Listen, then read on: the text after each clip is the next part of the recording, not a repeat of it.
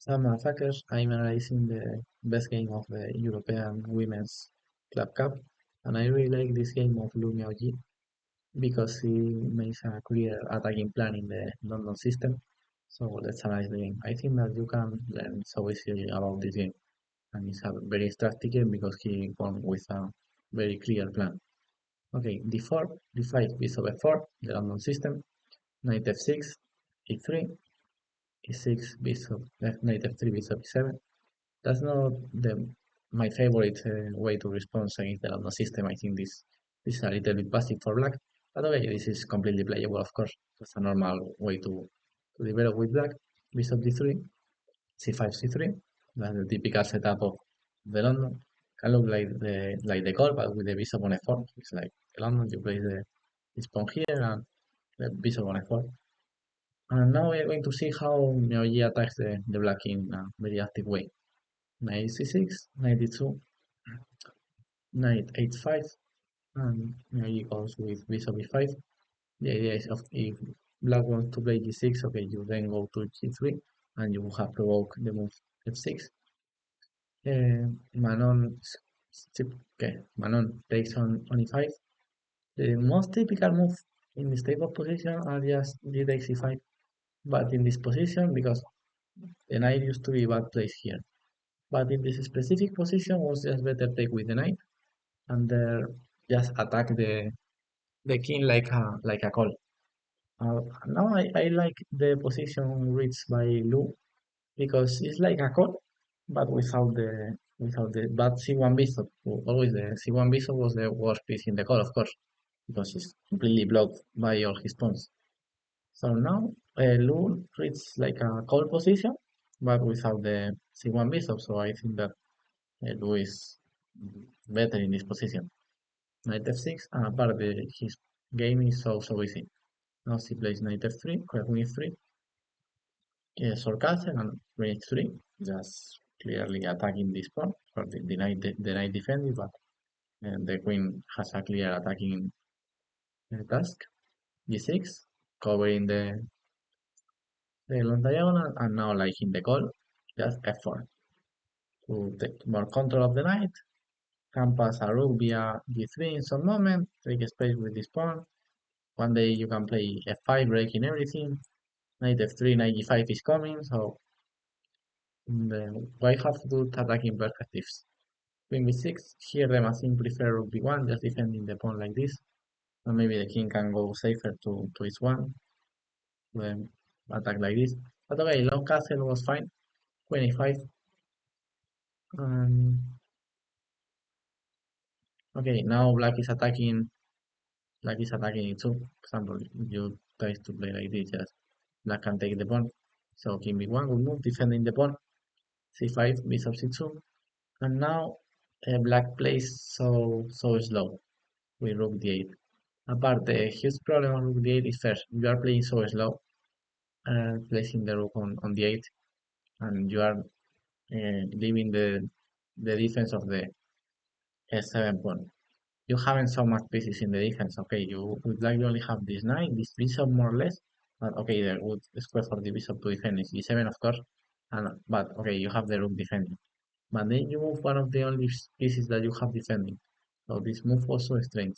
I prefer the move b5 here, followed by b4, attacking the white queen side and break the position.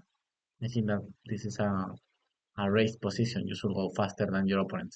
It's an opposite side castle, so you should go fast. In the opposite castle, the player who came faster to the opponent's king is always going to win. That's so easy. For the reason rook d8 is so strange, I think. E4, normal move, queen b5, and here you have the winning move with knight f7, king a7, and e5. Looks so logical, because now the knight is under attack. If, if white manages to take the knight, of course, white is going to have the advantage because now the e5 is going to be open. His king is so weak, the e6 pawn is going to be weak. So look like if black takes on f6, it's everything clear. But black, for example, 98 is just technique with queen in here, bishop g6, and queen h8. So you cannot go to a8. If you go to g8, it's more or less the same, just queen here or bishop g6, and you look like white is completely win. And I don't know more places that you can play the knight. Knight h5, just d4 attacking the knight, and knight g7, 27, and white is winning. And if you go to, I don't know, d7, checkmate the same way. So e4, queen e7. All the time, queen e7 is coming, taking many pawns and open the black king. So the move knight f7 looks so logical. Apart, you are attacking a rook, so black should just take the knight. And after e5, keep the knight on f6, but maybe king g8 here was the best move. Yes, trying to fall, I think that king g8 was the best. But now after take, and okay, now e5 is the threat. You can just move the queen to g3, for example, stopping e5. But here I think that white is better now. h4, h5 is coming. Knight f3, rook e1. I I think that white have a winning position here.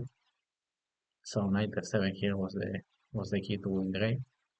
a4, queen b6, and now okay, she plays king c1, leaving the because I suppose that she's scared about bishop e3. Okay, understandable. But okay, king c1 on normal g4 was slightly better. King c1, queen e6. He finally plays g4. Again, was good just take on f7 and play 5 with the same idea that we saw previously. g4, b5, and finally Lu plays knight f7. She finally finds the move, or maybe she finds before, but he finally decides that she should play knight f7. Good move, king f7 and just e5. And the idea is so simple. You're attacking the knight, and the e7 pawn is hanging if you move the knight, and then the e6 pawn with a queen attack. So black should just defend the e7 pawn, but Manon makes in a wrong way. She should have played with king g8. Two after takes, and g5 have this square for the bishop.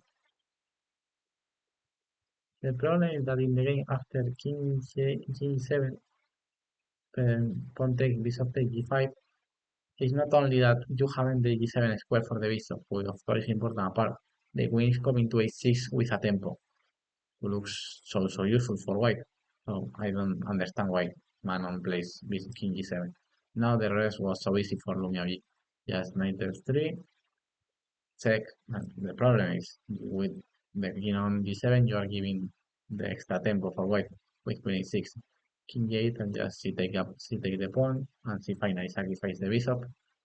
We just break the whole position, and now 95 threatening checkmate on f7, rook f8 to defend, and just queen here and g6, followed by queen a7, and Manon resign. A very interesting attacking game in this London, who finally turns into a more or less call system without the c1 bishop. But Miaoyi was always just attacking, sacrificing knight f7 and e5, and Manon doesn't manage to play nothing. But principally because with the move rook d8 here, I think that this was the key moment of the game. I want to put it. The move 15, in my opinion, was the key moment where Manon plays rook d8 instead of b5. Rook d8 have two problems. First, you are not attacking, and you are moving pieces, removing pieces from your own defense. And that's a double mistake. First, not play b5 attacking, and rook d8 is not just a loss of tempo, it's you are putting worse your pieces. So very good game of Lu Miaoyi, who is one of the maybe the youngster with more future in the world of women's chess. So maybe one day she could be world champion and the best of the world. So let's see how this tournament continues and how the Lu Miaoyi career continues. Bye bye, motherfuckers.